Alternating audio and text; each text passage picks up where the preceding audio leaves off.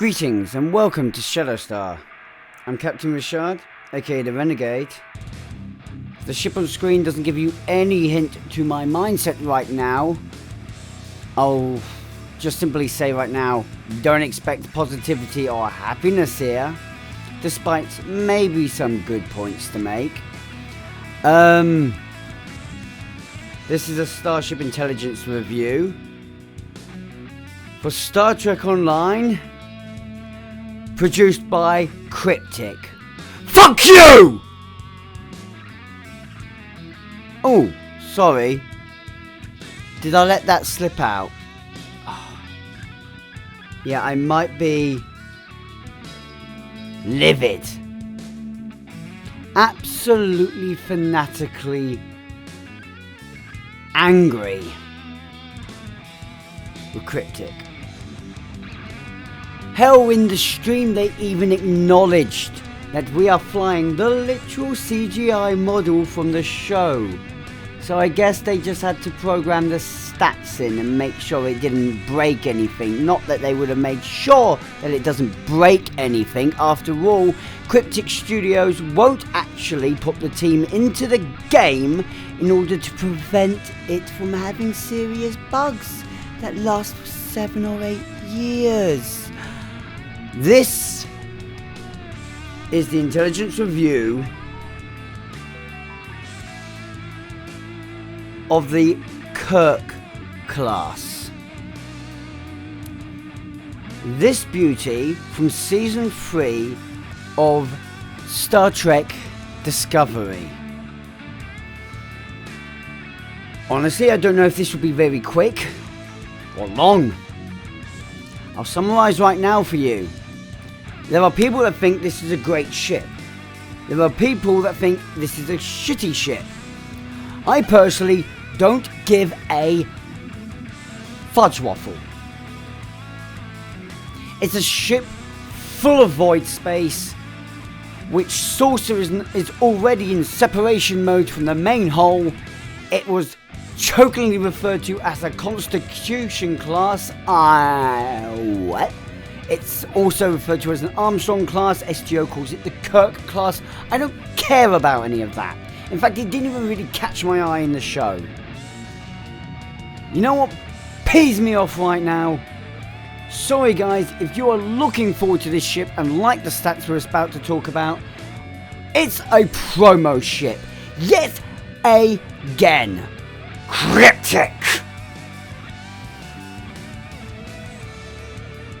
You know what? I was happy when they introduced the Steam Runner ships of the line. Proved me a little bit wrong, proved that ships of the line is still about and important, and did such a good ship with this one. And it's Zen Store, so it's accessible to everyone, and if you like the ship when you first use it, you can get it for your other captains. This promo though is an extremely expensive gamble. There's a very low chance of this ship, because it may be popular, being in the exchange. So sorry guys, you will most likely have to risk the gamble. Meaning, a very large number of us are going to not get the ship the first time around at minimum.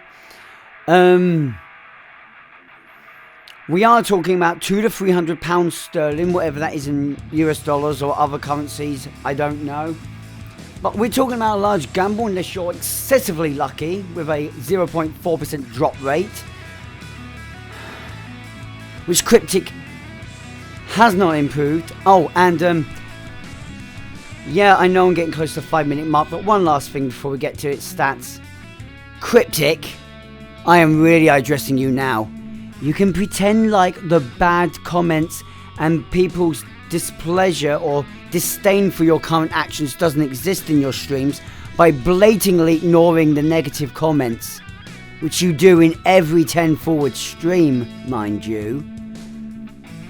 But sooner or later you're going to have to acknowledge that people are not happy with so many promo ships and so many lockbox ships, and that people would really appreciate a bit more in the Zen Store. And we don't mean Mud's Market at 17,000 Zen. You know what I'm talking about. Cryptic.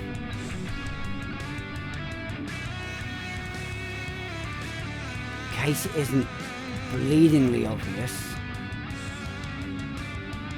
Look where 17,000 Zen lies. You think one ship is worth that? Okay. You think one ship that used to be free was worth that? So, let's try to be positive now at the nearly 7-minute mark. I am so sorry, guys.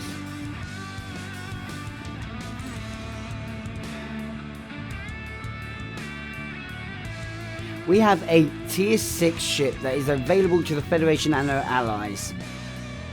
Complete the tutorial and you can use her. She has what you're expecting here: high hull, low shields of the temple. What the is this joke? 1.55 hull, 1.95 shields, 5 forward, 3 after weapons, a turn rate of 9, a impulse modifier 0.18 with inertia of 45. She has weapons and auxiliary power bonuses of plus 10 each. Solid, I'll talk about console rubbish later. A Federation cloak that is not a battle cloak in this situation. Oops, letdown. Talk about that in a bit. Mastery package is the battle cruiser package. The cruiser commander is available to this, giving you the shield, the weapons, and the strategic, basically, maneuvering options. With 4 tactical consoles, 4 engineering consoles, and 3 science consoles. Probably the only thing good about her. Versing the Fudge Tactical, 1 Ensign, 1 Lieutenant. Commander Engineering, I'll get back to that again, with Temporal Operative Specialization, Lieutenant Commander Science, and a Universal Lieutenant Commander with Command Specialization. Well, at least it's got a very useful command, and I guess Temporal is very useful as well. This is a 32nd century ship. I mean, they even joked about that in the 10 Forward stream. Oh, it's a reference to Kirk so we can break the rules. Yeah. Whatever. No, it's just a lack of blatant disregard for canon and that. But did I say that about Cryptic just then? No, I used to think Cryptic respected Star Trek Online. Used to think. Don't think they respect it anymore. The 5 forward and 3 after weapons is good. I did find it funny in the stream that someone thought it was 6. Do you know, if we went to a 6-3, that would be terrifying. Just imagine the level of power. This basically would become the must-have ship as a result, even with the absolutely appalling, tactically speaking, bridge officers. Why? Because if you want to get the absolute best out of your tactical capability from the ship, that universal must be used as attack. Which devastates the overall capability of the ship. Now, not entirely. There are some comebacks to this. I will go fight for this now, even though that in truth this is a bad thing. What we have is a reasonable maneuverability, good weapon layout, and actually good bonus power settings. This is if you understand how to combine a hybrid DPS build. What this ship does really well is hybrid DPS. You're going to counteract the weaknesses that this has bridge officer wise by having a tactical lieutenant commander. Engineering will utilize a combination of temporal and engineering abilities to augment survivability and exotic damage. The Lieutenant Commander Science will augment either drain or control. Specifically, you will be concerned on survivability. Unfortunately, the shields are appalling for a battle cruiser, so don't expect them to be saving you. The hull is going to help you stay in the fight, but keep an eye on it. Thankfully, the temporal reconstructed molecular beam will give you another way to edge up survivability and also engineer some extra damage. Done right, this ship will be a DPS powerhouse for both torpedo and hybrid energy builds. Otherwise, we've got a problem. Support-wise, this ship is reasonable. The Lieutenant Commanders, 2 Lieutenant Commander seatings is fine. And support-wise, I guess you don't need to go overboard on DPS damage output. It's not important when you're a support. You just need to do enough DPS to make sure you don't get a away from keyboard penalty. As far as tanks go, obviously shield tanking is kind of out. However, you can go up to 4 science consoles if you X upgrade, so maybe not as much as I'm saying. The tankiness is still in the ship. The hull can take the damage and you can go along that line, but you're again going to have the issue of you want to generate the threat, generate the import, and yeah, that's not going to be as easy to do. On a general speaking, you'll have to use more clicky or more, I'm going to say, in-depth threat generation techniques. Traits, traits, duty officers, and balancing the assignment just right to get your threat in. Do you know what this means? This is a very expensive ship focused towards the people with experience in game or those that know where to get some decent build advice.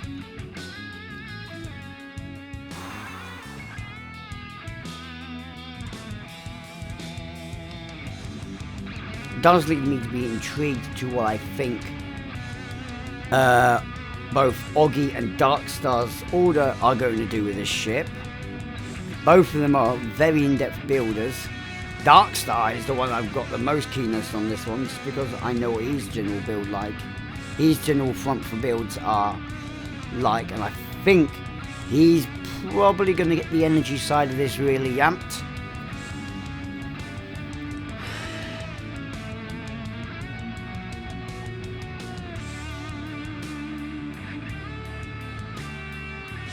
But you know what my score of this ship is? 5 out of 10. 5 out of 10. It can itself. Too expensive for what you get. It can up itself. No, Cryptic. Go to hell. Now, what's these little extra things you get with it? Oh, right. Replicated buster pods. Specialized set of industrial replicators arrays pre-programmed for maximum efficiency. Okay. When activated, they create a series of devastating kinetic weapons nicknamed Buster Pods. Each pod is outfitted with a miniaturized impulse drive capable of a single quick burst of FTL travel.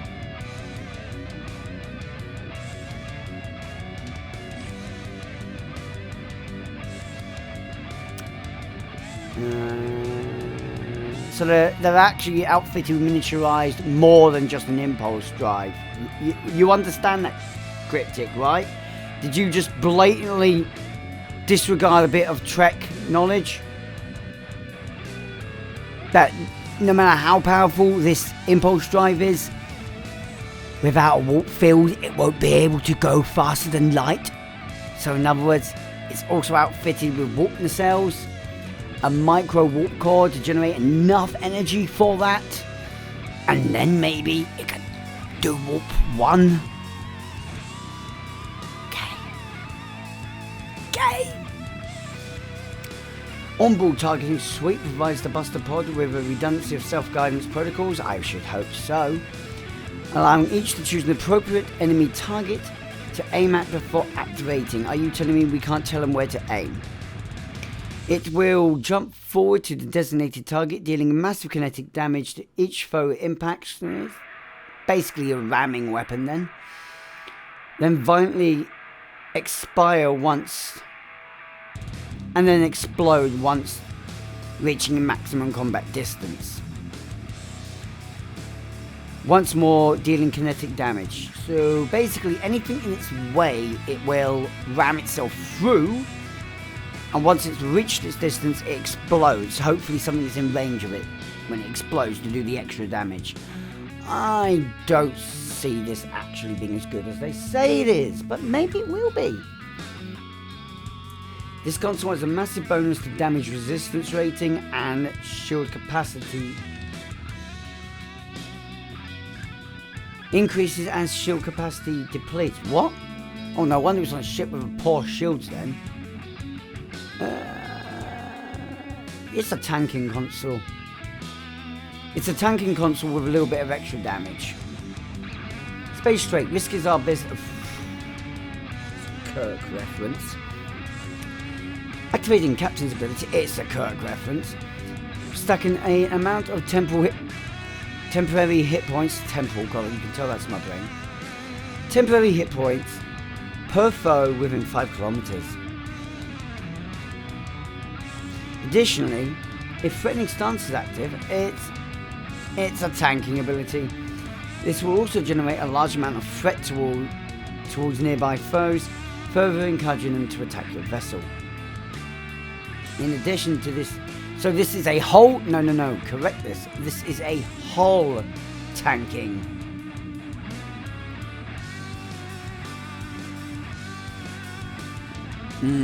I feel like, yeah, this is more of a hull tanking one.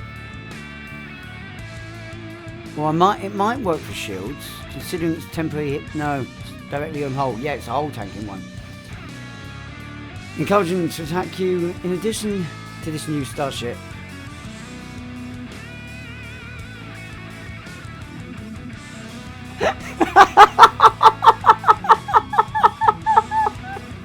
In addition to this new STARSHIP, opening this special requisition promotion pack will also give you a chance of any tier 6 ship from the previous ones. Okay. So let's go through the ships better than this, yeah. DPS wise, La Serena. Straighter altogether better. The Miracle Worker flight deck cruisers. Just literally in every sense of the word, they are better. Another DPS 1, the Inquiry class, is absolutely phenomenal. Let's go down here. The Command Dreadnought is actually really good as well. You have the Science Dreadnought, which is amazing.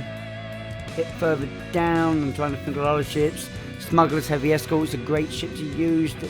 Zentaur is a great carrier. Vaudois Miracle Worker Dreadnought is absolutely... It's interesting to me. And I'm just a fan of the Temple ships anyway, but mostly for their looks, mostly for the Klingon one.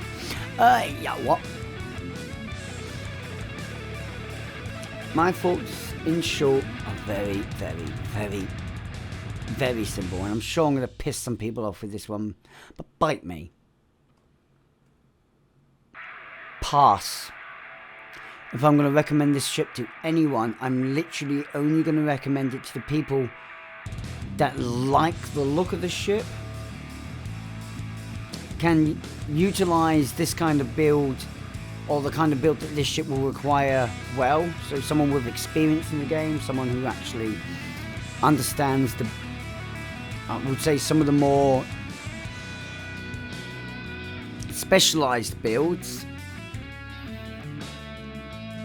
And someone who can pull out a ship's hidden potential. Because I will acknowledge that this ship has a lot of power potential hidden into it. But it's one where you have to drag out the potential. It's not really on the surface. So I stand by what I said. Cryptic, you. Oh, and I'll also say this. I'm not getting it. I am not getting it. Why? I'm not supporting this behaviour. If I do happen to get a chance to get a promo ship, I will most likely pick something else. That's It's not a joke. I won't be picking this. Sorry, Cryptic, I'm quite frankly fed up with you. Okay? Okay. I'm really sorry for being so negative, guys. I don't like being negative. But Cryptic is just pissing me off. And I am not pulling my punches with them anymore. I have been very supportive of them for years. Since the beginning of this channel, I kept supporting them. In the last 2 years, I've been finding it very hard to justify doing so. Unless Cryptic finally acknowledges that they are upsetting people in the player base, not just myself, but I know they're upsetting others, and actually start to say, okay, we've been ignoring you, we'll listen to you now. I ain't gonna forgive Cryptic. Simple as that. What are your thoughts on the ships, guys? Would love to hear it. I apologise that there will not be a proper review of this ship. And I apologise for the shouting and anger at the beginning for the first 6-7 minutes. So I'm not going to ask for anything this time. I will say a huge thank you to the people that support this channel, my Patreons, my YouTube members, Twitch subscribers, and donators. Sorry to let you guys down with this video. You don't deserve that. Positivity in the future. Look forward to this. A couple of cinematics coming. Cryptic make it very hard to do them though. Very hard. And they keep disheartening. Long live the Empire. I'm sure the Ferengis will be happy.